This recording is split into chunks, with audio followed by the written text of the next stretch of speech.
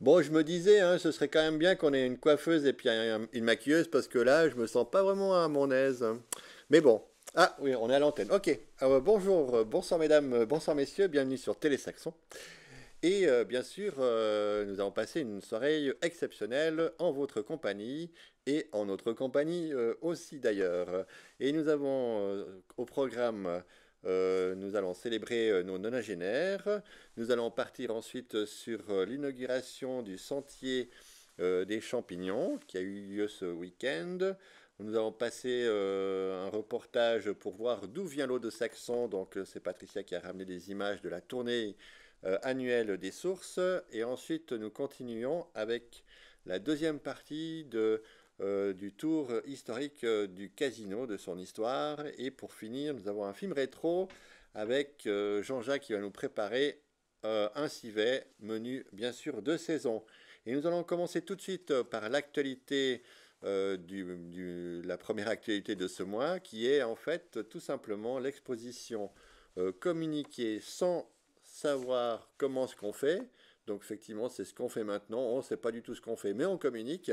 Et donc c'était une exposition qui avait été organisée dans le cadre de la fête de la convivialité et qui s'est déroulée ici à la salle polyvalente. Et donc c'était une exposition du jeune artiste Sacha et puis nous allons voir tout de suite tout ça. Et voilà, enfin, un reportage de Christophe et Gabriel.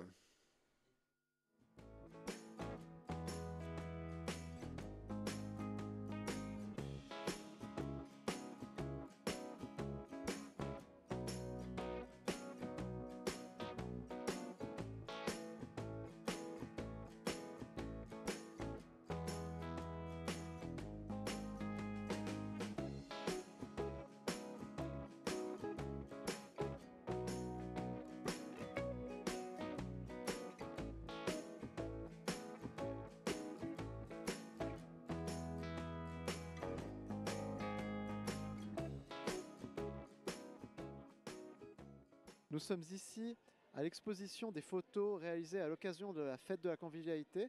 Nous avons l'artiste avec nous. Peux-tu te présenter en deux, trois mots? Alors bonjour à tous, je m'appelle Sacha Pierre. Donc comme tu l'as dit, je suis celui qui expose les photos et puis qui fait toute cette exposition-là. Je suis passionné de photos depuis très longtemps et puis je suis dans le domaine artistique, professionnel aussi. Tu prends ces photos et après tu peux nous détailler la procédure pas à pas pour créer le style que tu as donné en ombre chinoise. Alors tout le projet part d'une photo que j'avais fait il y a un petit moment que j'ai proposé à du coup l'organisation qui s'occupe de tout ça. Et puis le projet a été validé, l'idée a été mise en place. Il y a eu un défi technique de retrouver ce contre-jour parce que moi j'avais construit l'idée de base avec un écran qui propulsait de la lumière derrière. Et malheureusement ça c'était complètement impossible à faire.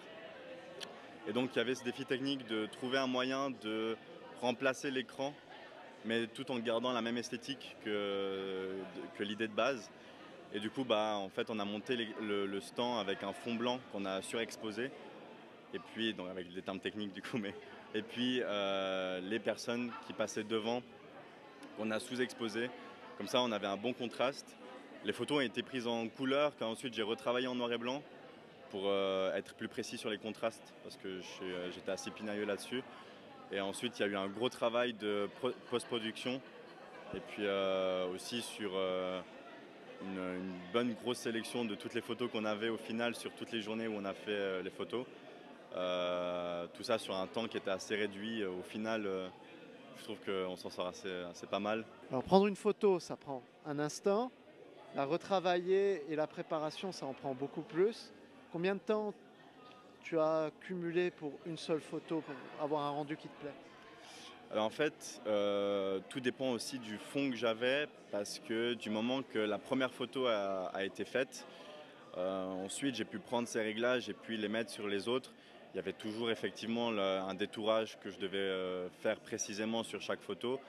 Mais en somme, ce qui m'a pris vraiment du temps, c'était de trier toutes les photos que j'avais après tous les shootings. Et c'est vrai que sur un laps de temps assez court, mine de rien, avant l'exposition, sachant qu'il y avait aussi le temps d'impression à prendre en compte. Et, ça, je remercie aussi l'imprimerie de la Tour qui a été incroyable sur ce point-là. Mais sinon, pour une photo, au final, c'était pas si long. J'en avais pour une trentaine de minutes, j'imagine, pour qu'elle soit comme je voulais. Et puis ça, c'est pour les plus courtes, mais pour les plus longues, on arrivait à avoir quelques minutes en plus facilement.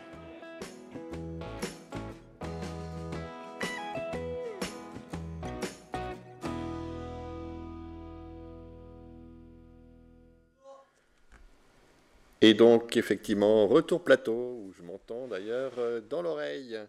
Je pense que vous aussi, chez vous, vous entendez que je suis en train de vous parler. Donc, nous allons enchaîner avec le prochain reportage. C'est un reportage, en fait, qui a été rapporté par Patricia Vaudan. Elle est allée, bien sûr, comme chaque année, puisque c'est une tradition de la commune, de fêter, en fait, ces jubilaires, des nonagénaires. Et en fait, je crois qu'on en comptait, enfin une dizaine se sont inscrits, donc il faut dire qu'apparemment, comment dire, le village en santé, ça marche, puisque tout le monde se porte bien. Donc voilà, de magnifiques images ramenées par Patricia.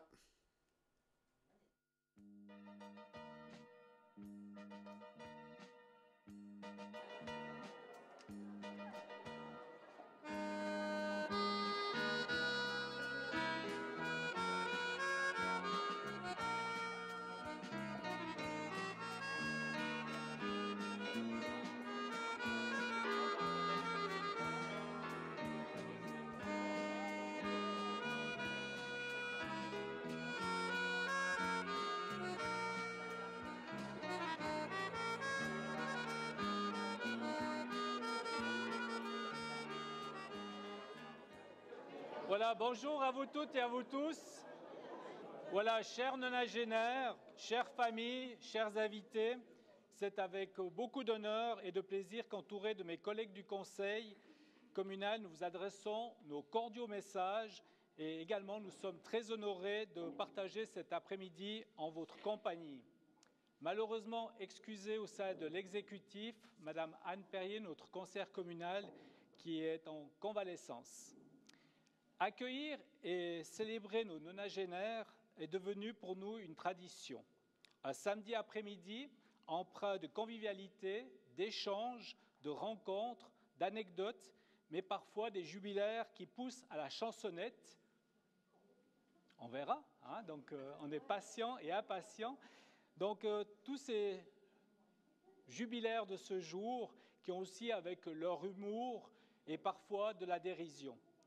Nos remerciements attentionnés à votre égard, ce témoignage de notre estime, de notre reconnaissance pour tous et toutes, tout ce que vous avez contribué au développement de notre commune, mais également pour votre engagement, que ce soit en qualité de privé, professionnel, mais également associatif. Alors encore à vous toutes et à vous tous, merci. Maintenant, je vais passer la parole à mes collègues du conseil. Comme je vous l'ai évoqué, donc chaque famille a rédigé un petit mot pour faire un petit peu le parcours des nonagénaires de ce jour. Voilà, bonjour à tous et à tous. Félicitations encore à tous les jubilaires. Et puis, je vais me permettre de faire la présentation de la première nonagénaire aujourd'hui. Il s'agit de Madame Gabrielle Peter. Alors, née le 4 mars 1932 à Genève, elle est l'aînée d'une fratrie de 5 enfants. De profession, elle est coiffeuse. Maman d'une fille née en juin 1969. Elle rencontre M. Charlie Nicolet en septembre 1972, lorsqu'il est venu faire boucherie des moutons de papa de Madame Peter. Et ça fait 50 ans cet automne qu'ils partagent leur vie. Elle a travaillé à la vigne avec son conjoint durant des dizaines d'années. Voilà. Alors, félicitations.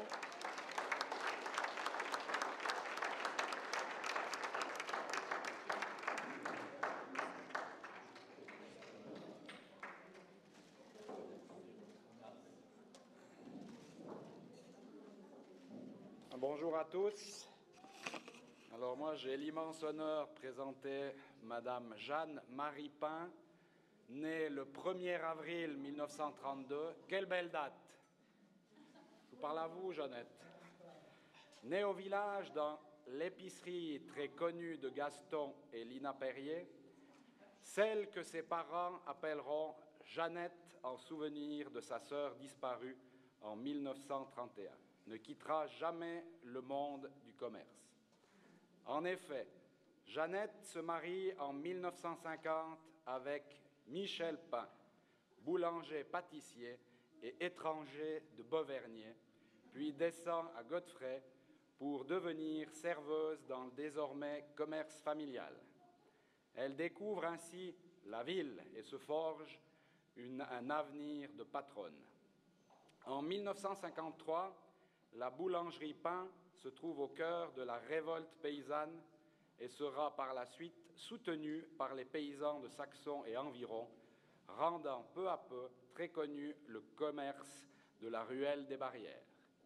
Ruelle qui voit d'ailleurs naître les 3 enfants de Jeannette et Michel, Philippe, Simon et Martine. En 1962, année olympique, Jeannette et Michel ouvrent un terroum du même nom et dès lors, Jeannette dirige l'établissement apprécié de la jeunesse saxonnaise. À l'Olympique, elle passe 50 années de plaisir et de soucis et y rencontre une clientèle fabuleuse à laquelle elle s'attache profondément. Entre le commerce et l'éducation des enfants, Jeannette peut compter sur sa sœur Monique. Elle est également très fière de ses frères Cyril, crieur officiel et célèbre chauffeur de bus des écoles ainsi que Jo. Le célèbre musicien qui a fait danser 3 générations dans tous les bals de la région et au-delà. Voilà à présent 25 ans que Jeannette profite de la retraite.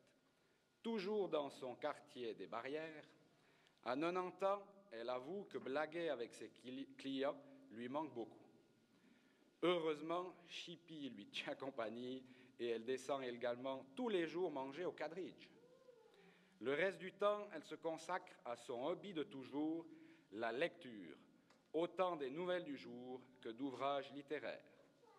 Jeannette a également eu la chance de faire de très beaux voyages, grâce à son fils Philippe Stewart chez Swissair. Elle visite notamment son amie sœur Chantal Mottier au Kenya, inaugure le premier vol de Swissair sur Pékin, rencontre les pilotes de Formule 1 et notamment Niki Lauda en Afrique du Sud, visite la Thaïlande, les Philippines et les États-Unis. Elle en garde des souvenirs impérissables et a énormément de plaisir à parler de toutes ces découvertes. L'âme de patronne de Jeannette est toujours aussi affirmée et elle montre encore à chacun que c'est bien elle qui a mené la baraque pendant 50 ans. Ainsi, ses enfants et ses proches continuent de marcher à la baguette de ce caractère qui se veut celui d'un bélier. En parenthèse, un bélier est très bon caractère. Jeannette n'est pas du tout manuelle. Elle se décrit plutôt comme une personne attirée par la culture et les relations humaines. Elle a d'ailleurs été encouragée par ses parents, eux qui étaient à la pointe de l'actualité, passionnés notamment par l'exposition universelle de Paris et les Jeux olympiques. Jeannette avoue qu'elle regrette de ne pas avoir eu de petits-enfants, mais elle aime profondément les enfants de sa famille et de son entourage qui le lui rendent bien. Les relations quotidiennes du commerce continuent de lui manquer, mais entourée de sa famille, elle est heureuse de partager ce jour de fête avec vous tous. Bravo Jeannette!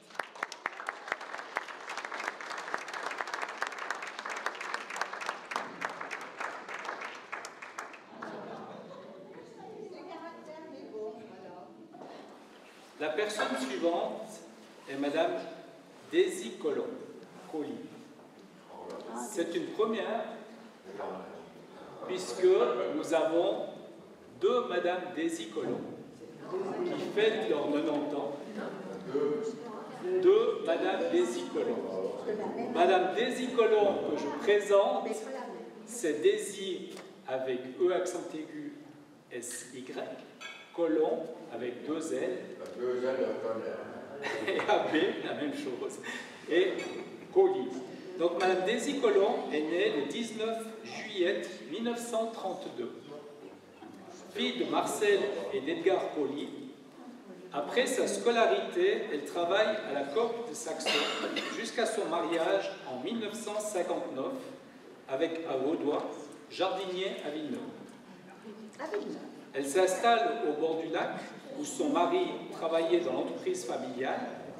En 1960, elle donne naissance à une fille Chantal. Sa passion fut le tricot. En 2016, il quitte Villeneuve pour rejoindre la Cité de l'Abricot et se rapprocher de leur fille et petite-fille et les 5 arrière-petites-filles. En 2021, elle a eu la douloureuse épreuve de perdre son mari. En 2022, se trouvant bien seule dans son appartement, elle décide d'aller à l'EMS, les sources de Saxon. Félicitations.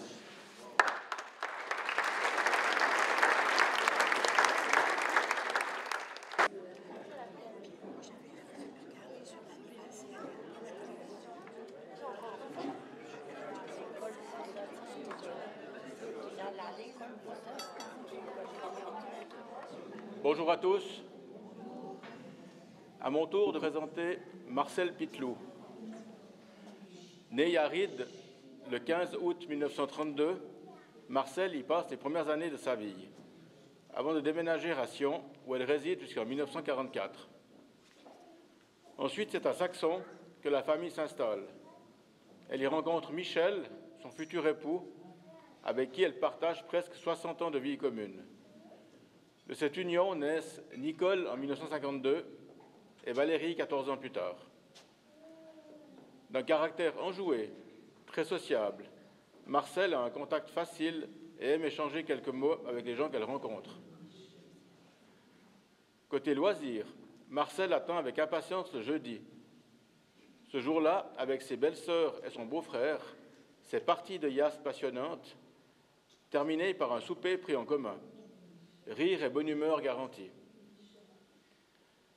Toujours positive, sa philosophie de vie est un exemple pour ses enfants, petits-enfants et arrière-petits-enfants, qui lui rendent régulièrement visite et l'entourent avec affection et dévouement.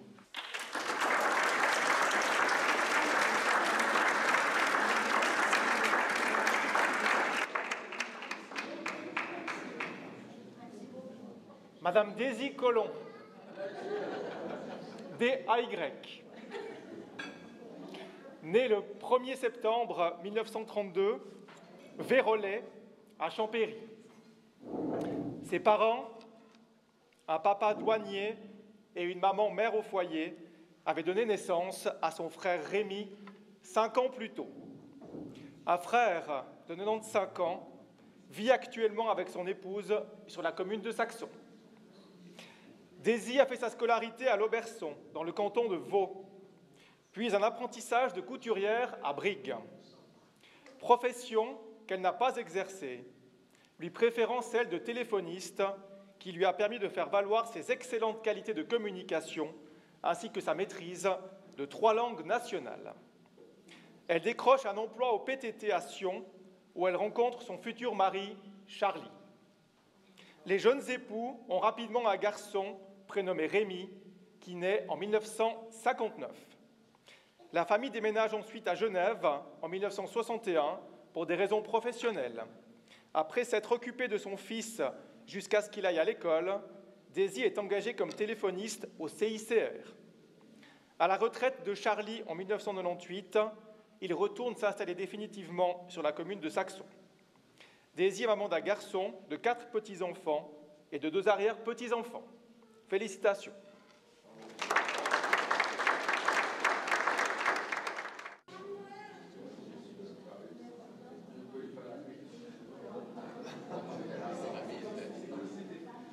Madame Hélène Gay, née le 10 septembre 1932. Quelques années à Nada, suivies de beaucoup d'années au pied de la Pierre à Voir, et voilà le cap des 90 ans atteint. Petite mais forte, rien n'est plus important pour l'aînée des sœurs Piteloup que sa famille et leur bonheur. Discrète et travailleuse infatigable, Hélène profite encore tous les étés de la quiétude du Mayen, où les visites de la famille, des plus jeunes aux moins jeunes, la réjouissent toujours. Félicitations.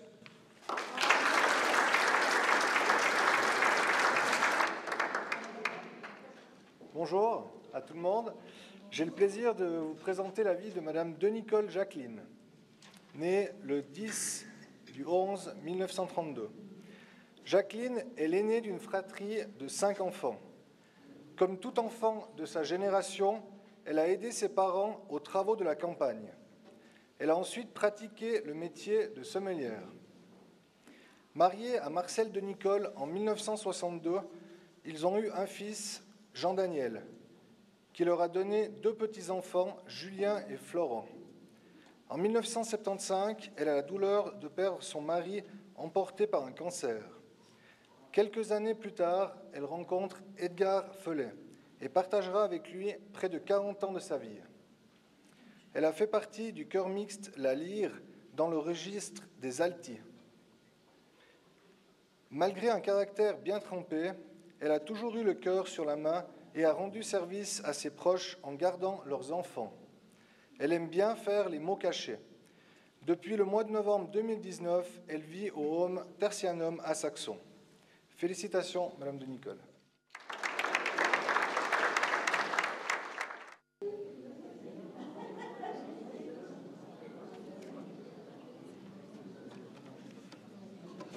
Alors voilà, j'ai l'honneur de présenter. Il s'agit de Joseph Agotchpon. Il naît le 12 novembre 1932 dans le Haut-Valais. Il est le 4e et premier garçon d'une fratrie de 7 enfants. En 1960, il s'installe à Saxon avec sa femme Marcel Bess, sa belle-fille Monique et sa fille Nicole. La même année, il fonde son entreprise de gypserie peinture. En 1967, il se retrouve malheureusement veuf. Sa sœur Lia et son beau-frère Ernest reprennent le café de Saxon que tenait son épouse. Il y a ses habitudes. En 1969, il se remarie avec Yvette Gaillard et devient papa de Christine. Il passe ses week-ends à l'Arbaret. Il a toujours plein d'activités annexes à son travail, les chevaux, les moutons, les abeilles, etc. Sans oublier les sorties avec les copains. En 78 et 79, il devient grand-papa de Sandrine et Alexiane. Fin des années 90, il prend sa retraite, mais reste toujours bien occupé. Il joue souvent aux cartes les après-midi. En 2010, Alexiane devient maman de Lilven et Sandrine de Taïg. Ensuite, en 2014, Lilven a eu un petit frère, Céliane, et Josie devient arrière-grand-père pour la 3e fois. Encore maintenant, on peut toujours le croiser à l'heure de l'apéro, à la canasta ou ailleurs et l'entendre rire aux éclats. Bravo!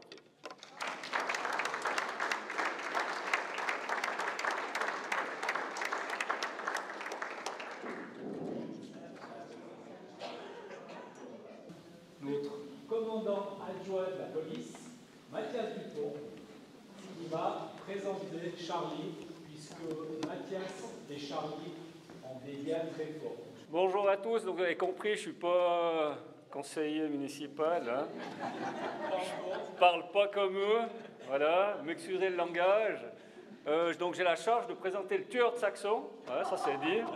Le tueur de Saxon, Charlie Nicolet, c'est vrai qu'on a assez cul et chemise, il faut quand même dire. Le tueur, parce qu'il faisait les boucheries dans le village. Et être le boucher du village à l'époque, c'était comme être coiffeur aujourd'hui, on était au courant de toutes les combines. Alors si vous voulez savoir qu'est-ce qui s'est passé en telle année, ou bien celui-ci, comment, les mariages arrangés, etc., vous amenez une bouteille de rouge, vous allez chez Charlie, il vous dira absolument tout. Il est né le 14 décembre 1932 à Saxon, il a eu 2 frangines, il a toujours travaillé dur, je ne l'ai pas connu à cette époque, hein, bien sûr, évidemment, mais de ce que j'ai entendu, ce n'était pas facile à l'époque. Donc tous les nonagénaires ici, ceux qui ont vécu à Saxon, je pense dans le Valais, avec les guerres qu'il y a eu, le fluor, la révolte paysanne. Moi, je vous tire mon chapeau parce qu'alors, vous avez été vraiment des époques pas faciles. Donc, boucher de campagne, des adjectifs pour qualifier Charlie, il y en a un wagon. Je vais vous en donner quelques-uns, et puis je ne vais pas donner d'anecdotes, sinon on va ressortir d'ici, il fera nuit. Il y a chambreur, bagarreur, tombeur, bosseur, lutteur, la lutte à la culotte, quelque chose qu'il apprécie énormément. Si vous voulez le voir à la maison un jour de lutte, n'y allez pas, il sera devant la télé, il n'aura pas de temps pour vous, etc. Donc il y a vraiment beaucoup d'adjectifs. Il est resté vieux garçon très longtemps, par choix, ou est-ce qu'il a eu trop de choix, ou pas le choix, il faudra lui demander. Mais en 72, il a fait la connaissance de Gabi, comme ça a été expliqué auparavant, et ça, c'est ce qu'il a sauvé, puis c'est pour ça qu'il est encore en vie aujourd'hui, parce que les femmes de l'époque savaient prendre soin de leurs hommes. Et si vous adorez jouer aux cartes, vous passez quand vous voulez, vous n'avez pas besoin de vous annoncer, vous allez chez eux, vous serez bien reçus. Il y a toujours des biscuits, des chips, café, thé, ce que vous voulez. Et idéalement, il faut amener une bouteille de rouge, donc comme je l'ai déjà dit. Voilà. Bon anniversaire l'équipe.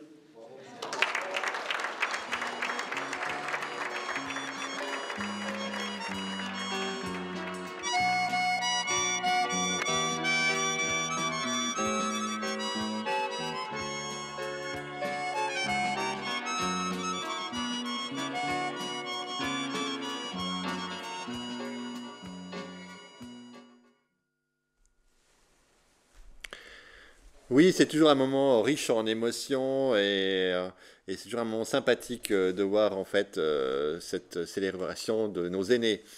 On passe une bonne soirée, franchement, hein, donc on va continuer. Là, on va passer sur l'inauguration du sentier des champignons qui s'est faite ce week-end. Et c'est vrai que nos amis, les arpenteurs des sentiers, ainsi que Frédéric Dupont, ont abattu un travail formidable et nous proposent à la population justement un nouveau sentier, alors qui est situé tout au sommet de nos Mayens. Mais par contre, alors après, on a une vue fantastique et puis on le voit hein, quand on marche, eh ben, on peut vivre longtemps et peut-être finir nonagénaire, voire même centenaire. Donc, eh ben, moi, je vous souhaite simplement d'emprunter, en fait, d'aller découvrir ce nouveau sentier. Et puis, en fait, on apprend beaucoup de choses, notamment sur les champignons et aussi sur l'histoire des bis. Et ben, c'était une journée sympathique. Et ben voilà, on va aller voir tout de suite ce reportage fait par votre serviteur.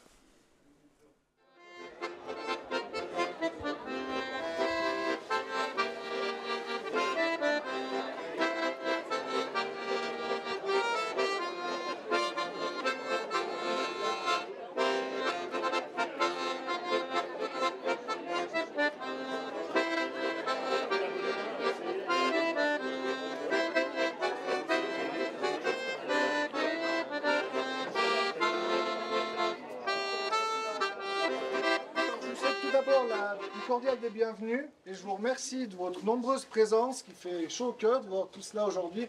On est accompagné de la météo, ça fait déjà un bon bout, mais franchement on est bien content de voir si nombreux ici à la nuit. On est aujourd'hui donc réunis pour l'inauguration du sentier du Petit Bis. Vous avez eu la chance de pouvoir faire la balade tout à l'heure, j'espère qu'elle n'était pas trop pénible et puis j'espère que vous avez surtout du plaisir à découvrir ce nouveau sentier sur notre commune. L'idée a germé entre l'association des Amis des Sentiers Pédestres, à qui je passerai la parole tout à l'heure par son président, M. Gérard Crottat. Donc eux ont eu l'idée de réhabiliter ce sentier et avec l'aide de Frédéric Dupont, qui a lui réalisé toute la partie, je dirais, technique, idéologique derrière les panneaux, avec tous les bricolages, les sculptures qu'on a pu voir, ils se sont mis ensemble. Donc voilà comment le sentier est né. Donc les Amis des Sentiers Pédestres font un énorme travail tout au long de l'année sur la commune de Saxon. On les remercie vivement et on remercie également Frédéric qui est très impliqué pour la collectivité. On a vu tout à l'heure donc toutes ces belles choses mises sur le parcours donc vous n'êtes pas censé ignorer que tout ça a un coût.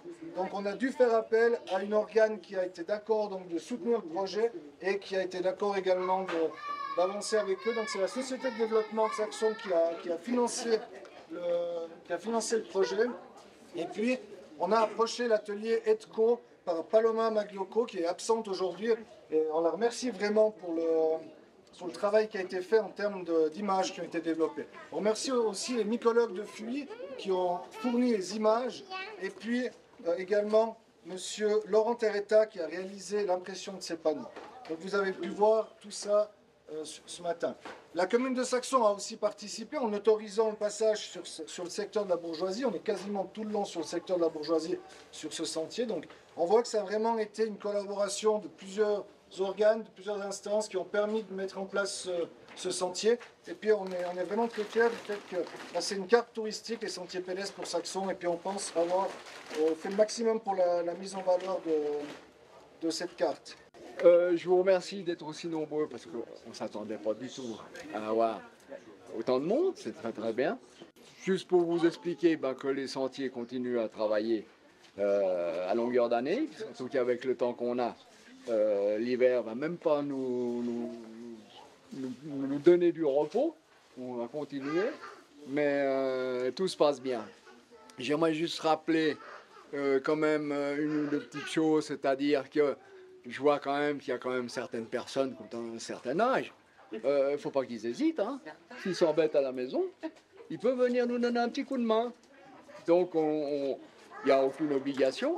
On vient quand on veut. Mais c'est sympa d'avoir un petit peu plus de monde. Et puis nous, on vieillit. Donc il y en a certains qui aimeraient peut-être s'arrêter. Et une relève serait intéressante. Voilà un peu en gros ce que j'avais à dire. Je ne vais pas faire un discours trop long parce que c'est pas tellement grave le discours. Je vous remercie infiniment et puis je vous souhaite une excellente journée. Merci. Je me permettrai juste de rajouter quelque chose. Nous, on a remis, pas en état, parce qu'en définitive, il n'y a pas d'eau qui circule, mais on a remis au goût du jour le petit bis. Et sachez que le petit bis s'est arrêté au moment où le grand bis s'est arrêté. Pourquoi? Parce que ce petit bis, il lui fallait de l'eau. Et qui amenait l'eau à ce petit bis? C'était le grand bis qui venait donc depuis Sivier, où il y a énormément d'eau, et qui venait, et qui, au torrent, soit au torrent des Cônes, soit au torrent des Frasses, soit au torrent de Véla, soit au torrent des Croix, de temps en temps, on lâchait l'eau là, et elle était récupérée. Et ce petit bis qu'on a pris, on allait chercher l'eau au torrent qui descendait au torrent des Croix. Et c'est pour ça qu'au bout d'un moment, quand on a fait le nouveau bis de Saxon, qui est la route qui va à Son-de-Pro, qui va au Mayenrit si on veut, c'est ça le nouveau bis, il a été canalisé. Mais il se trouve beaucoup plus bas que le petit bis.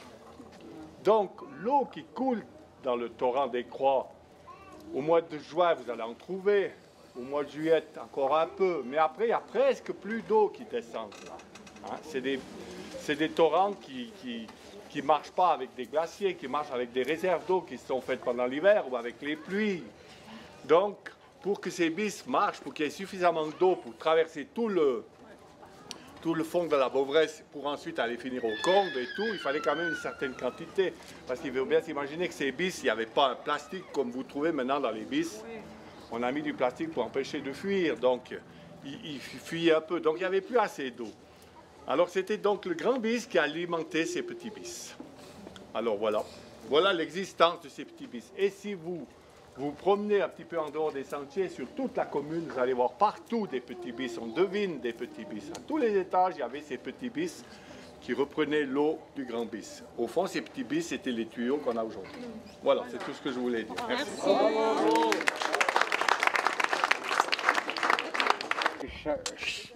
Jamais je savais qu'il y avait un chemin là. Ah, d'accord. Et pourtant, j'en ai berlingué de l'affaire. Je veux dire, à l'époque, parce que depuis Charras, si tu montes l'autre côté, là, il y a des recs à monter. Tu prends depuis Charras et tu vas jusqu'au Planin. Ouais. Ben, il est sportif, le chemin. Il n'est pas n'importe qui, là. Nous, au mois de septembre, quand on commençait les entraînements, on faisait que des trucs comme ça. Oui. Toi, j'ai de monter là. Alors, et puis il y en a plein. Mais à un moment donné, il y a tapé que tu ne peux plus aller. Ah, la végétation reprend le dessus. Tu vois, il y a tout qui reprend le non, dessus. c'est ça. Et puis, même à l'époque, moi, je prenais un sécateur, une petite scie dans le sac. S'il y a trop, tu t'en sors Mais plus. il y a trop. Il y a trop, tu peux plus. Mais après, ceux que tu prenais d'habitude, tu vois. Puis tu coupais un petit peu quand tu passais, quoi. Je tiens à féliciter l'association des sentiers pédestres de Saxon, son président, M. Crotta, si je ne fais pas erreur. Il est là, bravo, bravo à vous, bravo aussi à la Société de développement de Saxon par Nicolas Dupont, bravo aussi à la commission sport et tourisme de notre commune, de cette réalisation merveilleuse qui devrait inciter tous les Saxonnins et Saxonnates à emprunter un jour ce sentier merveilleux que ce que nous avons fait, nous tous, ce matin.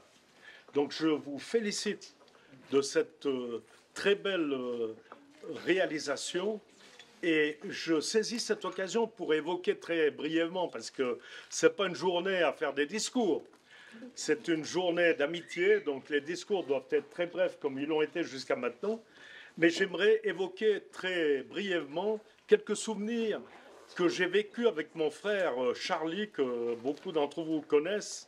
Nous avions 12 ou 13 ans. Nous avons passé 2 étés à la cabane du Sceau, une des 4 cabanes du bis de Saxon, le plus long du Valais, comme vous savez, 32 km avec ces 4 cabanes. Et on était à la cabane de la crête du Sceau. Nous dormions sur la paille.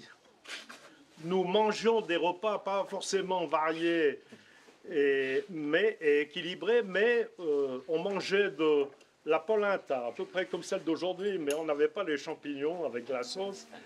On mangeait des macaronis, on mangeait de la soupe aux orties. Alors ça, c'est, je vous avise que c'est très bon, la soupe aux orties. Mais enfin, voilà ce qu'on mangeait durant ce temps-là. Mais on était très heureux. Et le gardien du bis était Titon Thomas, une personne merveilleuse, chaleureuse, sympathique, qui nous a hébergés pendant 2 étés là-haut. Et évidemment, le bis, c'est toute une histoire. Le bis a été construit en plusieurs étapes, la principale en 1875. Et il fallait des gardiens de cette cabane. Donc il y en avait 4, dont Titon Thomas pour la crête du Sceau. Nous allions, nous les gamins, parce qu'on était des enfants, on faisait la ronde, on allait en direction des Madrides vers la cabane du Zora, et il y avait une boîte à lettres qui était incrustée dans un mélèze. On laissait des messages dans cette boîte à lettres, et le gardien de la cabane du Zora en faisait de même. Et les soirs d'orage, alors là, ça se compliquait un peu. Et le gardien, Titon Thomas, qui était merveilleux, le soir, il était un peu fatigué. Donc, c'était les enfants qui allaient faire on sortait de la cabane et on allait visiter le bis pour voir ce qui s'était passé et essayer de réparer ce qu'on pouvait réparer. Et à ce moment-là, c'était le marteau qui ne battait plus la mesure. Donc, il y avait des problèmes. Et il fallait sortir, on sortait, on essayait de réparer. Et c'était finalement de très beaux souvenirs. Et je me rappelle qu'un autre gardien du bis, Alphonse Rosset, qui a aussi été longtemps à la crête du Sceau, alors lui disait, les soirs d'orage, quand le marteau ne fonctionnait plus, ne battait plus la mesure, il disait, on était réveillé par le bruit du silence. Donc c'était joliment dit. Enfin voilà, en quelques mots, les souvenirs que nous avons vécus à la cabane, dans cette légendaire cabane de la crête du Sceau. Et c'était une vie à la Robinson Crusoe, mais on était vraiment très heureux. Je terminerai simplement en félicitant, bien sûr, l'association des Amis des Sentiers Pédestres. J'encourage les jeunes et les moins jeunes, comme moi par exemple, j'encourage les jeunes à pratiquer régulièrement un sport. C'est bon pour l'équilibre de la personne et finalement je crois que c'est grâce au sport que l'homme reprend ses droits, retrouve son équilibre et reconquiert sa liberté. Bonne fête à tous, merci.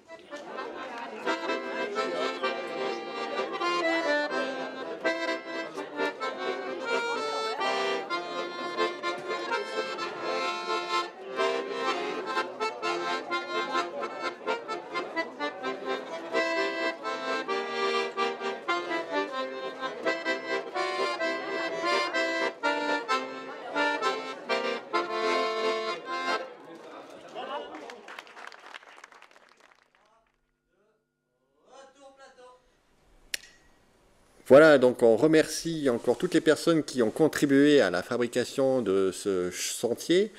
Effectivement, c'était un travail magnifique avec une belle synergie. Donc on le voit aussi, un marché, c'est bon pour la santé. Et là, en fait, c'est un sentier qui est accessible pour tout le monde. Donc n'hésitez pas à y monter. En plus, là, maintenant, il faut profiter.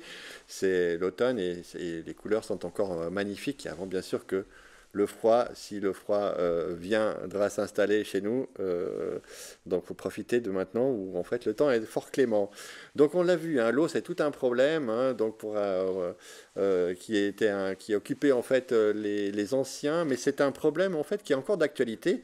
Et justement en fait Patricia est allée suivre en fait la commune qui fait sa visite une fois par année, donc de la tournée de toutes les sources de la commune. Donc si vous voulez savoir comment est-ce que l'eau tombe dans votre robinet, parce que c'est pas magique, hein, et en fait on voit que c'est même bien plus subtil que ça en a l'air. Donc voilà, un magnifique reportage ramené par Patricia, et comme ça on en apprend bien beaucoup plus sur l'eau qui coule dans nos robinets. Cette traditionnelle tournée des sources, c'est un moment historique, je dirais, mais ça c'est Grégoire qui va nous accompagner tout au long de la journée. C'est lui qui nous a concocté un petit peu le dessin de cette journée.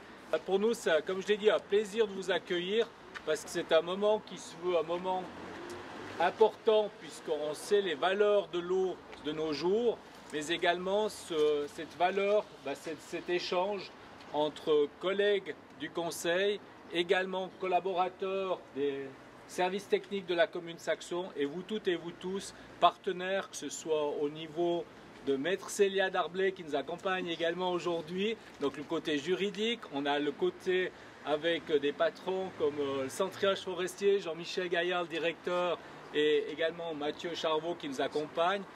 Alors merci encore à vous toutes et à vous tous, et puis surtout maintenant la parole à Sébastien pour la présentation de la journée avec Grégoire. Un grand merci aux employés de la commune pour le job qu'ils font. Hein, la politique, en règle générale, c'est rendre possible ce qui est nécessaire. Et effectivement, tout ce qui est service des eaux, c'est nécessaire pour la population. On peut voir aussi des fois sur les réseaux sociaux, on a donné la parole aux piliers de bar qui sont venus des stars mondiales. Donc moi, tout ce que je peux vous dire, je suis un peu comme la majorité de la population, je dirais silencieuse, c'est vous remercier pour l'engagement au quotidien, pour tout ce qui est nettoyage des rues, pour tout ce qui est service des eaux, pour tout ce qui est voirie. Et puis aussi remercier les différentes entreprises saxonnantes ou bien nos cousins ridans pour le travail qui est fait, parce que l'objectif aussi, c'est investir et investir aussi dans nos entreprises qui payent les impôts sur cette commune. Et c'est ça la réussite, je dirais, générale d'une bonne commune bien gérée dans les mains de notre président. Donc c'est avec plaisir que je passe la parole à mon petit Grégory, qui est mon bras droit et qui gère très bien ce service. Alors, au départ, on fait la tournée des sources aujourd'hui. On va commencer par le côté est. On ira voir la source de la Voirde. Plus bas, le couloir vert, on ne passera pas aujourd'hui. Ces deux sources qui donnent environ 100-130 litres.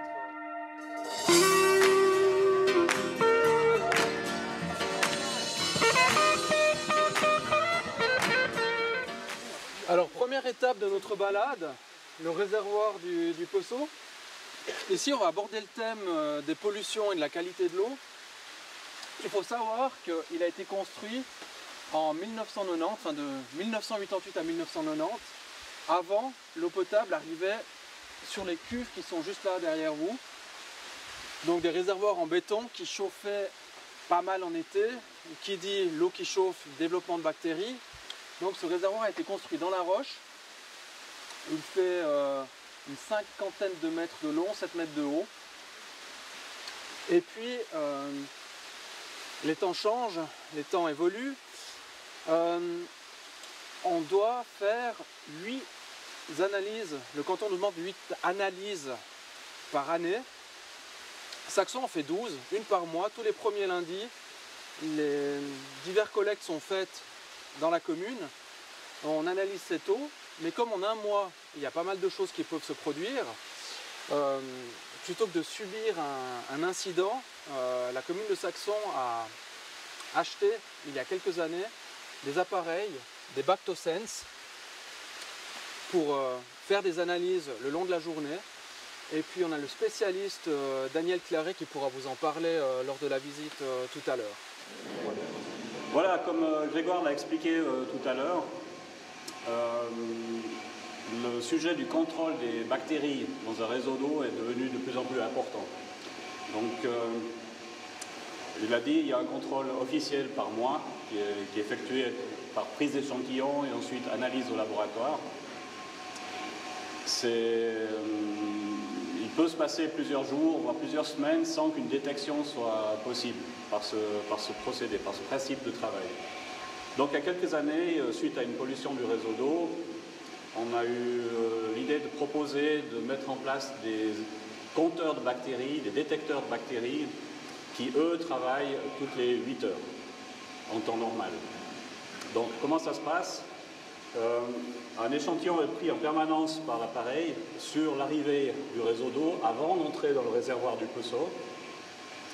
Et le compteur de bactéries, le détecteur de bactéries, prend une toute petite quantité de cette eau et fait une incubation.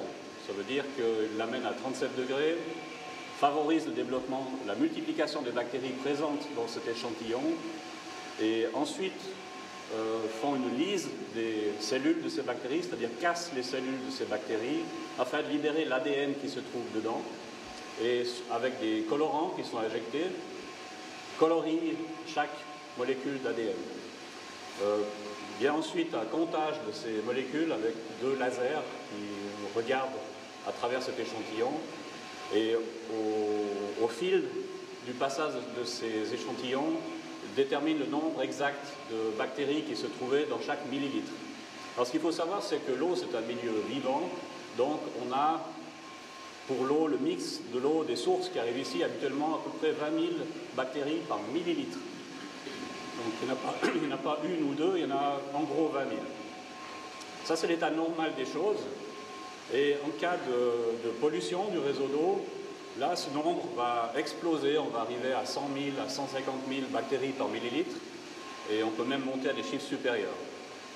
Donc, ce que fait cet appareil, c'est contrôler toutes les 8 heures si le nombre de bactéries est, entre guillemets, standard. Ça change d'une source à l'autre, mais comme on est au point où la commune reçoit toutes les sources ici, on a une image de la globalité des sources. En cas de montée du nombre de ces bactéries, lors d'un épisode, par exemple, suite à un fort orage ou à la fonte des neiges, par exemple, il y a 2 actions qui sont provoquées par l'automatisme qui était installé.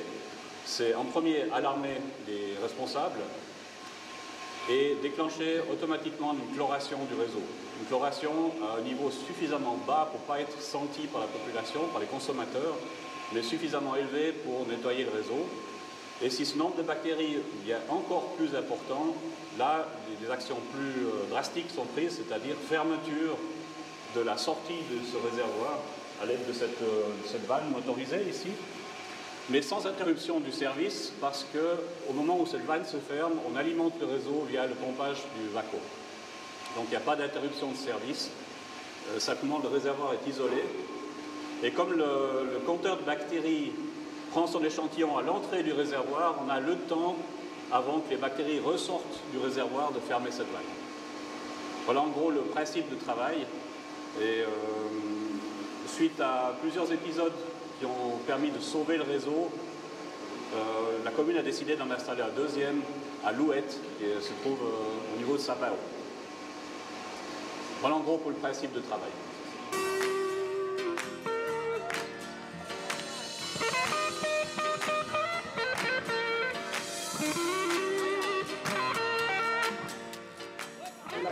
Alors bienvenue à la Voarde.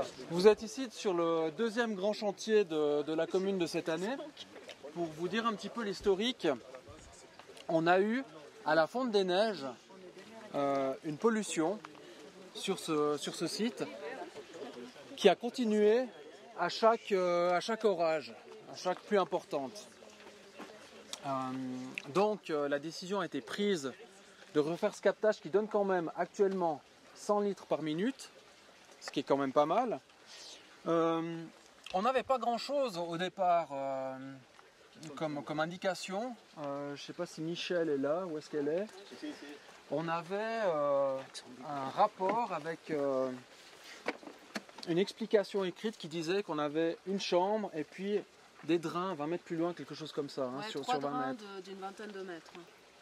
Et Alors, vas-y. non, on continue. Je t'ai coupé, excuse-moi. Non, t'arrêtes ou bien?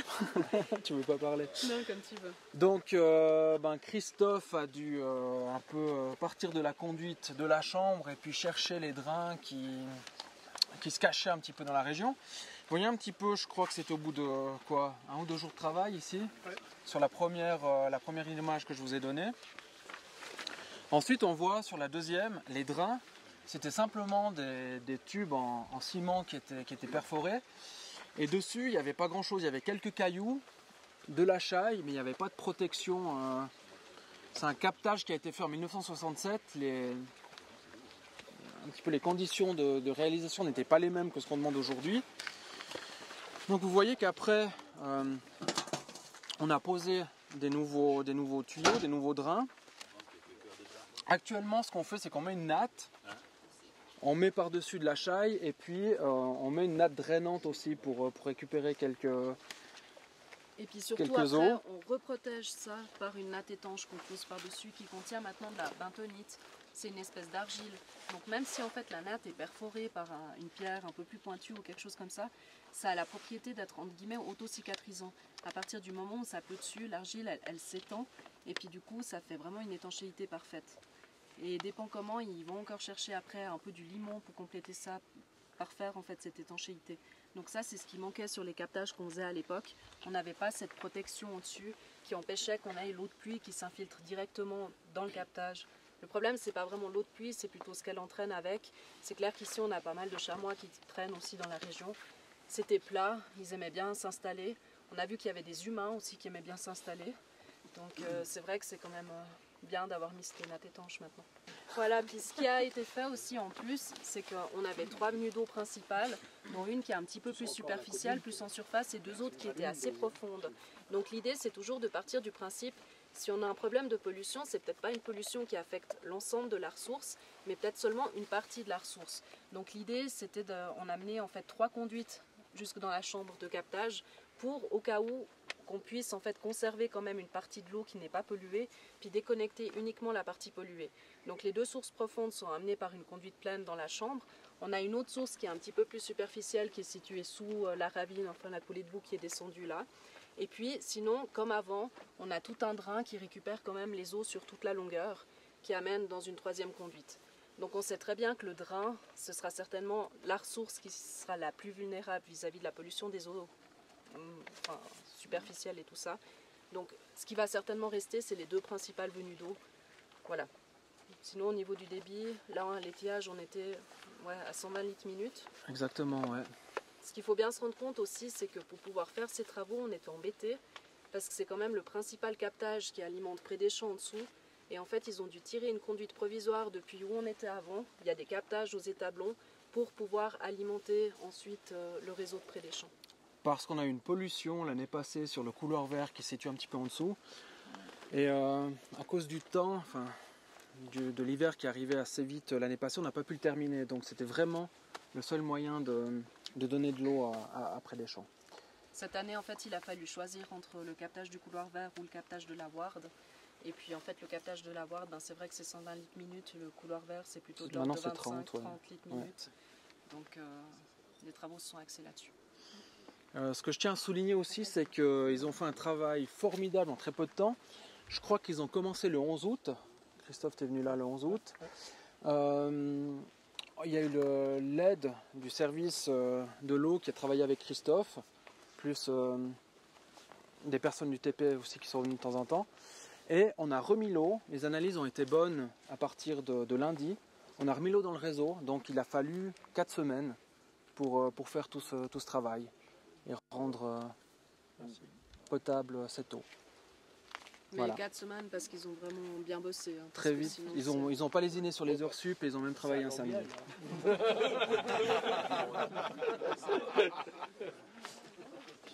Il y a deux. Il y a les deux. Il parle pas beaucoup, mais en fait, les 3 minutes principales qui sont mises dedans pour qu'il y ait le drain qui est pas mis. Le drain n'est pas encore potable. On attend, je pense que d'ici quelques jours, on pourra le mettre avec.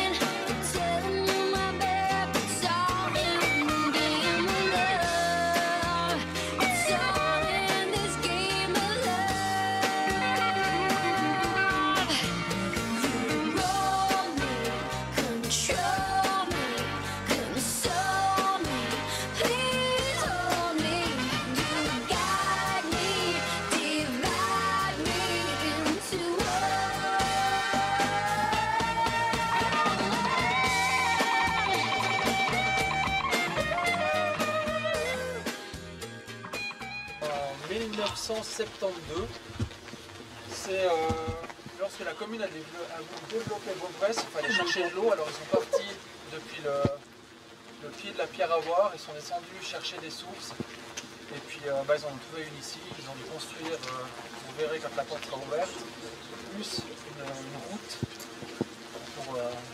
une route d'accès, et puis acheminer l'eau le long de cette route jusqu'au réservoir de Beaubresse et au Gage.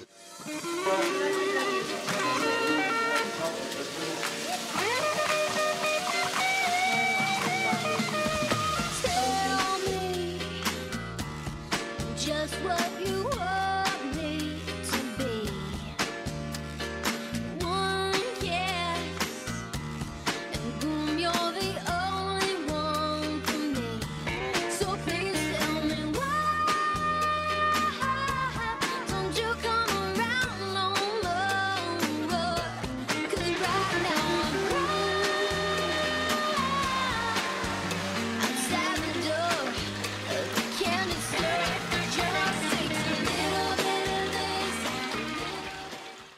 Ouais, je voulais remercier Télé Saxon de nous suivre pendant cette tournée des sources.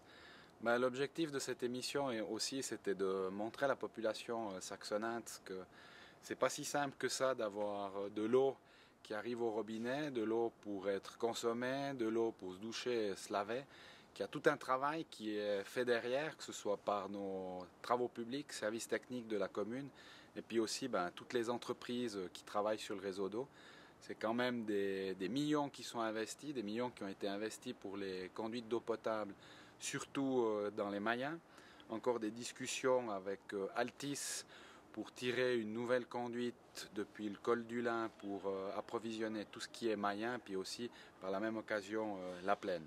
Donc voilà, c'est vraiment un grand merci aux entreprises, un grand merci aussi à nos employés pour le travail qui est fait, que vous ne voyez pas, mais qui au final nous rend service à tous, c'est d'avoir de l'eau au robinet puis pouvoir en profiter. Donc maintenant je vais aussi passer la parole à 2 personnes. La première c'est Grégoire Jacques Metta, c'est le responsable des services techniques, et puis aussi profiter de l'occasion vu qu'on est passé sur un nouveau monument historique de la commune qui nous appartient, c'est le Fort Sapin-Haut, donc je passerai la parole après à M. Nicolas Tornet. Merci beaucoup. Alors, je m'appelle Grégoire Jacquemetta, je suis le responsable du service technique et je remplace Gabriel Forêt qui avait tenu ce poste durant 40 ans. Fournir de l'eau potable de qualité est un souci de tous les jours pour le service technique et le service des eaux de Saxon. On a vu que cette année était une année particulièrement difficile. On a eu des pollutions pour le secteur de Près des Champs au printemps. La commune a directement pris en main le problème puisqu'on a refait un captage, le captage de la Voirde. Et à partir d'aujourd'hui, l'eau est parfaite. Elle coule de nouveau très bien. On a aussi mis l'accent sur le réservoir incendie de Champ-Laurent, qui n'existait pas avant. Et je tiens à remercier le service des eaux qui bosse vraiment très bien. Chaque fois qu'il y a une fuite, ils sont toujours au top. Ils bossent vraiment très bien. Voilà. Voilà, merci. C'est vrai que c'était une belle tournée des sources. D'un point de vue historique, c'est vrai que la question de l'eau et de l'approvisionnement en eau a toujours été brûlante à Saxon. Et puis ça a toujours été un enjeu majeur. Et puis on s'aperçoit que de nos jours, ça devient un enjeu qui est toujours plus important. Donc c'est vraiment important de savoir maintenant quelles sont nos sources d'approvisionnement. Si on arrive à les documenter de manière historique, c'est aussi tout bénéfice pour nous parce qu'on pourra améliorer nos connaissances et puis documenter tout ça. Donc il y a aussi un enjeu historique là derrière, à travers les sources. Et puis sinon, Sébastien vous l'a dit, on a maintenant sur le territoire communal un lance-mine, un fort de Sapin-Haut qui a été ouvert au public, qui était secret jusqu'à il y a quelques années, et puis maintenant il est visitable. Et il y a vraiment un formidable effort qui a été fait pour l'aménager, pour le rendre attractif. Et puis je vous assure qu'il y a des choses insoupçonnées dans ce fort, il mérite vraiment le détour. Et puis je vous invite à le découvrir, c'est un nouvel outil qu'on a maintenant au niveau du patrimoine communal pour valoriser un peu l'histoire de notre commune. Là, c'est de l'histoire plus récente, mais je vous encourage vraiment à venir visiter ce fort et puis à découvrir ces vestiges qui étaient insoupçonnés jusqu'à maintenant.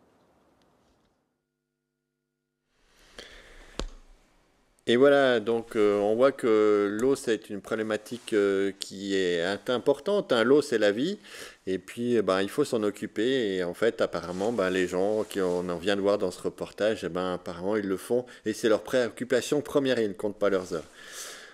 Donc bravo à cette équipe, bravo à Patricia aussi pour ce magnifique reportage, parce que c'est vrai que c'est une grosse journée en tout cas pour suivre tout ça. Je continue avec justement, là on a fait l'historique un petit peu des sources de Saxon, et puis en fait quand on parle des sources, on peut imaginer que l'hôtel des Bains et son casino. Et justement, nous avions passé le mois passé la première partie d'un reportage qui se décline sur 3-4 épisodes, justement qui raconte un petit peu l'histoire du casino, l'histoire du bâtiment du casino. Et justement, cette fois-ci, on va s'occuper dans cette deuxième partie de parler plutôt de l'architecture du casino en soi. Pourquoi est-ce qu'on a un casino qui est typé comme ça ici dans cette région? Donc voilà, des images que Christophe Caron nous avait ramenées en son temps.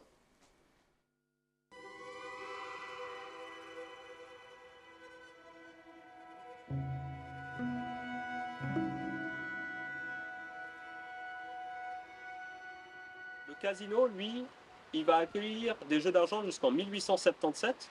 Donc sur ce bâtiment qui a aujourd'hui 160 ans d'histoire, il y aura eu des jeux d'argent que pendant 15 ans. Et ensuite, à l'époque moderne, on aura aussi des jeux de 1996 à 2002. Mais donc voilà, donc une période en finale de moins de 30 ans de jeux d'argent, mais plus de 160 ans d'accueil de personnes. Je vais parler maintenant du style de ce casino qui émerveille pas mal de gens.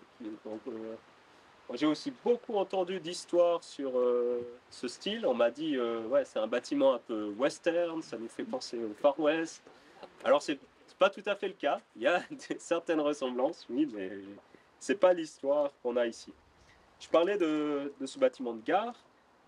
En fait, ici, on assiste à un style qui s'appelle le style chalet. Mais comme vous me ferez noter, je ne pense qu'aucun de vous a un chalet à la montagne qui ressemble à ça. Ou si vous avez un chalet qui ressemble à ça, il faut m'appeler. On est en fait dans un style qui est typique de la fin du 19e siècle. On a une période qui est marquée par un boom de la construction, un boom aussi des capitaux privés, et puis au niveau architectural, une période qu'on appelle l'éclectisme. Et donc l'éclectisme, c'est une période dans laquelle, un style, dans lequel on ne va pas chercher une vérité constructive, on ne va pas essayer de, par exemple, uniquement reconstituer la Grèce antique ou la Renaissance. On est dans une période où chacun va puiser ses références, celles qui lui font plaisir, mais on n'hésite pas à faire s'hybrider les styles entre eux, à les juxtaposer au sein d'un même bâtiment, sans que ça pose de soucis à personne. On peut très bien avoir une aile d'un style gothique, ensuite avoir un palais Renaissance, et puis une salle plutôt d'inspiration, on va dire, indienne. On voit vraiment de tout à cette époque. Là, donc, c'est ce style chalet, un style qui va naître dans les années 1800-1820, un style qui va naître sous, en fait, le dessin et la plume des artistes et architectes anglais qui, tout au cours du XVIIIe siècle, viendront en Suisse et en Europe pour effectuer leur grand tour. Et ils seront passablement frappés par cet idéal de vie pastorale qu'ils retrouvent dans l'Oberland bernois et dans le pays d'en haut. Ils vont faire beaucoup de dessins de ces bâtiments, beaucoup de reproductions vont être envoyées en Angleterre. Et là-bas, en Angleterre, les personnes fortunées vont commencer à vouloir avoir ce genre de bâtiment dans leur jardin. Et au moment où la Suisse, comme État, se crée avec la Constitution de 1848, et cette idée de devoir trouver des styles architecturaux qui représentent l'unité du pays. On va donc se tourner vers ce style chalet pour tout ce qui est des bâtiments liés à l'hôtellerie et tout ce qui est des bâtiments liés au développement touristique et ferroviaire du pays. Donc le style en lui-même, c'est une hybridation entre l'image que se font les Anglais de la Suisse, donc une image romantisée de la Suisse. On a des éléments comme, vous voyez, tous ces petits éléments, ces petites consoles avec le point qui est blanc, au fond. Ça s'appelle des modillons. C'est des consoles qui sont directement inspirées de l'architecture grecque. Vous retrouvez sur le palais fédéral aussi, et des éléments qui surtout ne servent strictement à rien, à part à la composition artistique. Donc on a parlé des chapiteaux, et ça, il y a un autre élément, vous voyez ici peut-être en grand, c'est des éléments qu'on trouve, des sculptures en pierre, qu'on retrouve normalement au sommet des temples grecs. Donc ici on va mixer l'image qu'on se fait d'un chalet suisse avec l'image qu'on se fait d'un temple grec. On va mettre les deux ensemble et retrouver un bâtiment avec des éléments en ferronnerie sur les angles. Aux alentours de 1840, on assiste au début de l'industrialisation de la Suisse. À la fois dans sa force de travail donc industrielle dans les usines, mais également pour tout ce qui est du transport. Donc en saxon, on a le train qui arrive en 1860. Ici, on a un bâtiment qui date de 1861. Nous, on a fait des recherches et on a le plaisir de vous annoncer qu'on a découvert qui était l'architecte du casino de Saxon. Donc ça, personne ne l'avait fait avant nous. Et cet architecte n'est rien d'autre. En fait, il n'était même pas architecte. C'était un homme qui travaillait dans une entreprise de construction de parquets et de chalets préfabriqués. Voilà, donc on est au tout début de l'histoire de la préfabrication de bâtiments. Et on a trouvé des bâtiments qui ressemblaient énormément dans la région d'Interlaken. Donc on a ici, par exemple, la gare de Thun, dont on a le même motif de fenêtres. Donc ces fenêtres, bon, pas celles qu'on voit ici, mais celles qu'on verra de l'autre côté. On a aussi le casino de Berne, le casino de Heiden, le casino d'Interlaken, le casino de Thun. tous ces bâtiments vont se faire en l'espace de 3 ans, de environ 1859 à 1862. Et tous ces bâtiments seront faits dans le même style chalet, tous à partir de pièces préfabriquées d'une certaine usine à Interlaken. Et ici à Saxon, enfin cette entreprise faisait par exemple toutes les balustrades en bois que vous voyez. C'est de l'artisanat, mais de l'artisanat fait à la scie sauteuse, à la chaîne. Les motifs de balustrade, vous pouviez les choisir. Il y avait un catalogue dans lequel vous en aviez plus d'une dizaine. Vous pouviez choisir comme sur un catalogue Ikea, lequel correspondait le plus à votre goût et à votre budget. Ensuite, tous ces éléments, toutes les colonnes étaient mises dans des grandes caisses, chargées sur des trains, et elles arrivaient directement là où vous vouliez construire votre bâtiment. Et donc ça a souvent été utilisé pour les gares, mais aussi donc, pour tous ces bâtiments touristiques. Donc on est, en tout cas au début, pas dans un bâtiment très prestigieux, ici à Saxon. On est plutôt dans un besoin très rapide de devoir construire de l'espace pour accueillir des programmes, accueillir plus de tables de jeu. Et tout ceci va en découler dans son ornementation. Et seulement après, 8 ans plus tard, quand on aura déjà pas mal de recettes des jeux, on va pouvoir mettre les 2 ailes qui, elles, sont dans un autre style. Mais ça, on le verra aussi à l'intérieur quand on rentrera. Ensuite, la famille qui est donc la famille Fama, qui hérite de ce bâtiment, mais sans plus, à partir de la fin du 19e, sans plus aucun hôtel, ne saura pas vraiment quoi faire de ce bâtiment. Une façon de faire de l'argent avec un bâtiment, c'est d'en faire des appartements et de les louer. Et c'est ce qui va se passer ici. Donc je pense que beaucoup d'entre vous ont encore le souvenir de personnes qui habitaient dans le casino de Saxon. C'est un peu la réalité de la majeure partie du XXe siècle pour ce bâtiment. À partir des années 1950, on a de nouveau des programmes publics. Il y a la fanfare La Concordia qui va racheter le bâtiment et créer un petit bar et commencer à réexploiter la grande salle du théâtre. Malheureusement, en 1950, on a un événement tragique qui se passe dans ce bâtiment. C'est un grand incendie qui a lieu suite à un match de catch, donc sûrement les tout débuts du catch en Valais. Quelqu'un qui, à la fin de la soirée, rentre chez lui en oubliant d'enlever les prises électriques. Et le lendemain matin, quand on vient, on a toute la partie de la grande salle, toute la décoration et toute la charpente qui est dans cet état, donc complètement brûlée. Donc on perd tout ça. Le seul élément dans cette partie qui va résister, c'est le grand escalier en fonte dans la tourelle ici qui vous permet d'accéder à l'étage. Et dans cette partie, on a perdu tout le patrimoine à cause de l'incendie. Ensuite, cette réappropriation par les personnes qui vivront au XXe siècle va encore s'accentuer. On a encore plus de logements. En 1980, il y a un projet de restaurant qui se fait. Ensuite, on va transformer la partie ici en dancing. Ensuite, de nouveau en restaurant. Ensuite, encore en dancing. Donc, il y a toute une histoire, tout au long du XXe siècle, une histoire de transformation et d'adaptation du bâtiment par rapport aux besoins des gens de l'époque.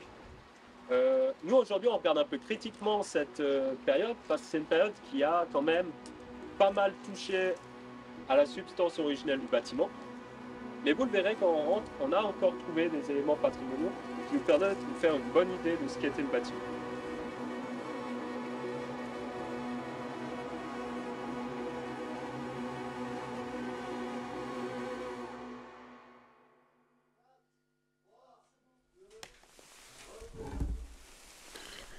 Et voilà, donc c'était la deuxième partie de cette tournée historique du casino. Bien sûr, le mois prochain, vous aurez la troisième partie où en fait, on va rentrer dans le bâtiment et il y aura plein d'explicatifs très très intéressants, comme on l'a vu tout à l'heure d'ailleurs. Sacrée histoire que notre histoire. Nous continuons avec un petit peu de musique, puisque nous allons... tout à l'heure chez Lionel pour un concert. C'était un concert un peu particulier puisque c'était en fait avec une conteuse. Mais juste avant d'aller dans ces images-là, puisque Ah bah non, non, après je reviens de toute façon, donc il n'y a pas de souci. On va revenir, donc j'ai rien dit.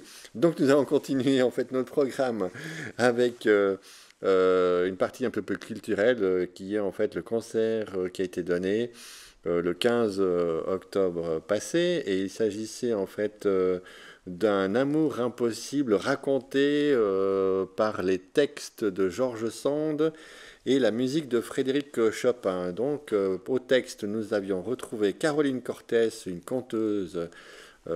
C'était un moment, voilà, une magnifique conteuse. Et bien sûr, au piano pour l'accompagner, Lionel Monet, le maître des cérémonies. Donc, c'était une atmosphère assez particulière pour ce concert-conte. Et je crois que le public qui était nombreux a apprécié en fait cette formule un peu nouvelle. Donc voilà, des images bien sûr que Patricia, encore elle, nous a ramené. Donc place à la musique. Cigare en bouche. Cravate au col. Pantalon sur les hanches. Redingote. Elle s'appelle Georges. Attention, pas Georgina ni Georgette. Georges. Sans S. Bah oui, pourquoi pas. Les cheveux et les yeux foncés, le teint clair.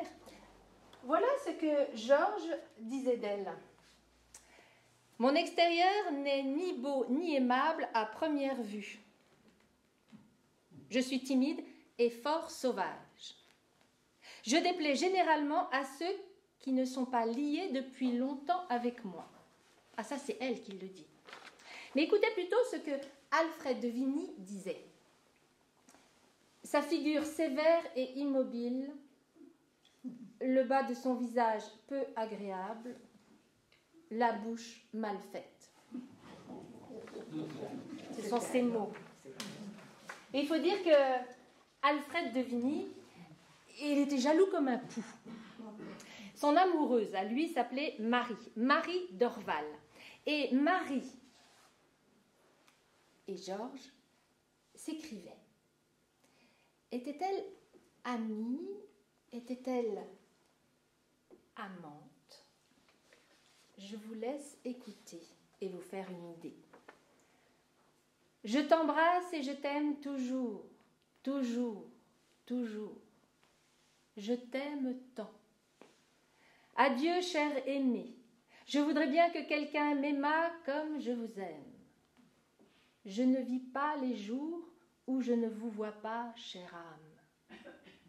Voici mon bouquet. Je veux qu'il aille mourir chez toi. Il te dira que je t'aime jusqu'à mon dernier jour. Était-elle amie? Était-elle amante?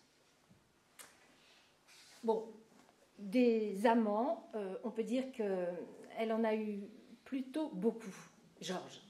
Des illustres, des moins illustres, des peintres, des musiciens, des poètes. Il y a eu Prosper, Mérimée. Il y a eu Alfred de Musset. Il y a eu Frédéric Chopin.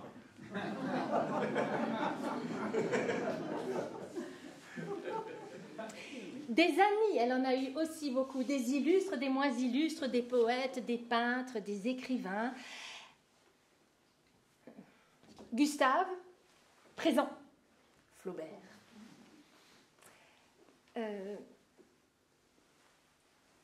Eugène, présent. Delacroix.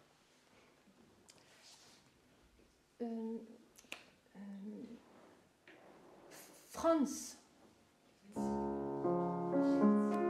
Liszt.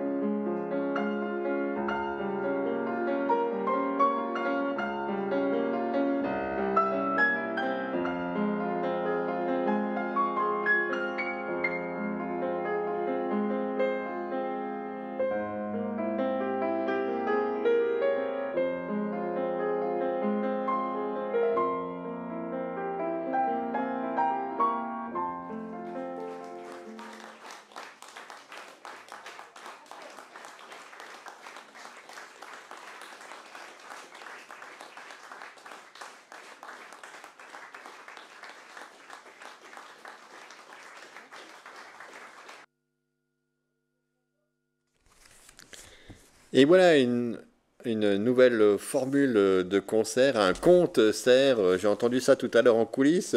Merci Christophe de me l'avoir soufflé. Donc, j'espère qu'une proposition un peu similaire se fasse dans la prochaine saison, qui n'est pas encore organisée.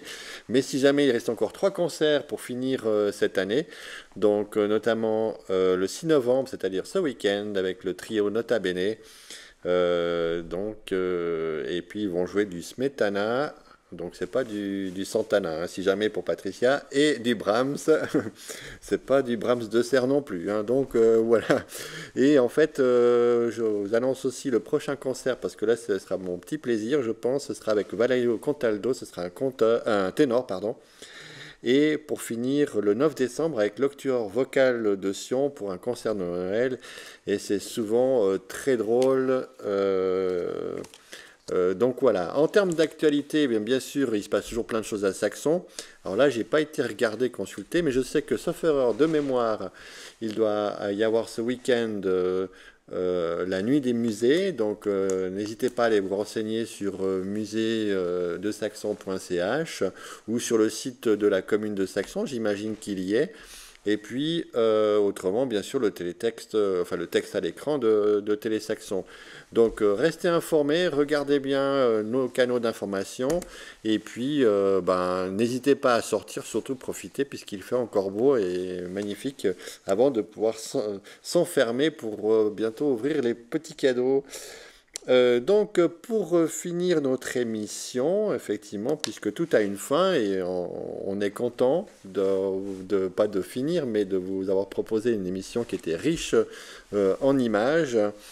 Et donc, il s'agit en fait de la séquence rétro avec Jean-Jacques. Ah ben, comme d'habitude, j'oublie de prendre la feuille explicative. Donc, c'est une séquence, bien sûr, où Jean-Jacques nous préparait en fait des menus.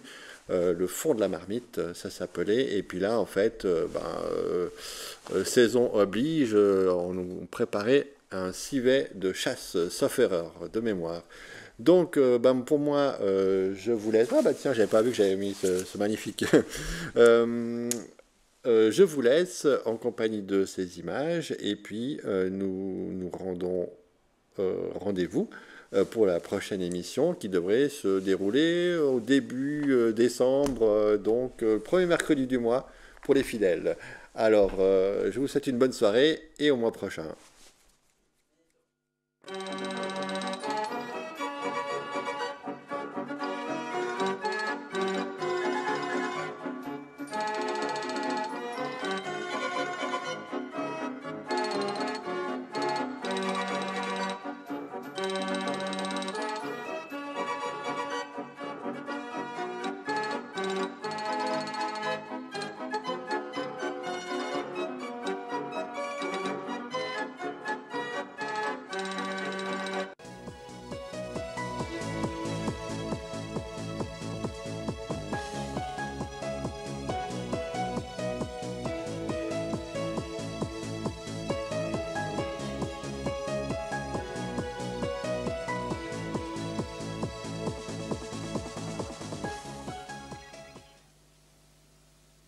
Près et forêts retentiront bientôt des appels joyeux des chasseurs. La saison de chasse sera ouverte. Ce sera pour vous le signal de préparer civet, cuisseau, râpe de lièvre, etc., etc. Chers téléspectateurs, bonsoir. Pour nous, ce soir, ce sera le civet de chevreuil. Prenez chez votre boucher 2 kilos de viande de chevreuil, dans l'épaule ou dans la poitrine. Faites-lui couper des morceaux de 40 grammes environ. Ça ira très bien, des jolis morceaux. Voilà. Pour la marinade maintenant, huile, 2 décilitres d'huile, 1 décilitre de vinaigre. Nous avons également des clous de girofle, des feuilles de laurier, du poivre en grains et un peu de marjolaine également. Voilà, nous allons mettre ça dans notre baquet. La viande, maintenant, les légumes, les carottes, 2 carottes, 3 carottes. Nous allons couper ça un peu grossièrement.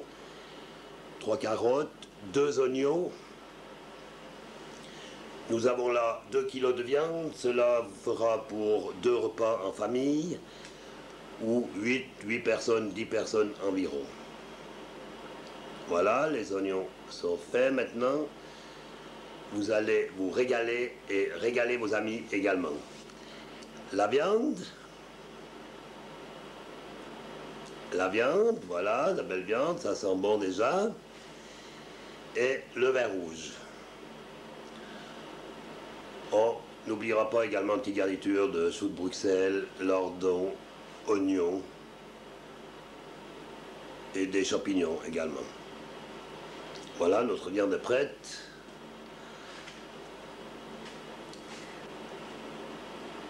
Nous allons laisser ça une semaine dans le frigo, en remuant tous les jours, bien sûr. Voilà, maintenant il y a une semaine que notre viande est dans la marinade. Nous allons l'égoutter très soigneusement et la faire revenir, la faire colorer à l'huile très chaude. Faire revenir la viande, gentiment, là. Très chaud, c'est bien. Voilà.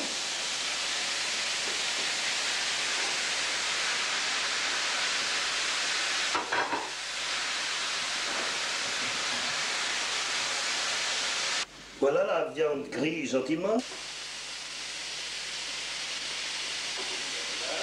Voilà, notre viande est bien colorée. Maintenant, nous allons la fariner. Fariner pour lier un peu la sauce, la marinade tout à l'heure. Hein. Un petit peu de farine. La ventilation est un peu défectueuse ici. Voilà, qui est bien. J'ai fariné, je vais mettre ma marinade dans la poêle. Hein. Voilà.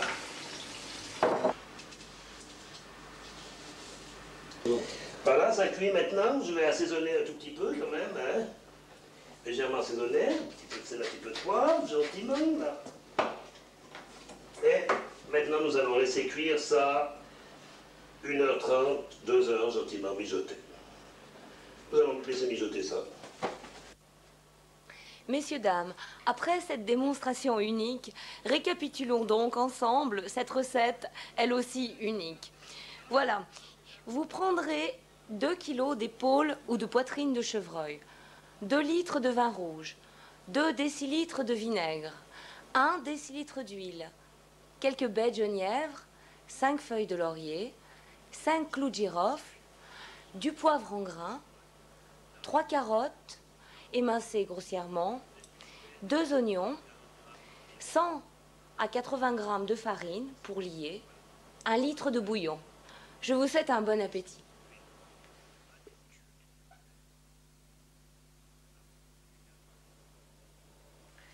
Voilà, chers amis téléspectateurs, notre recette est terminée. Quant à nous, on se reverra dans un mois pour une prochaine recette. Bonsoir.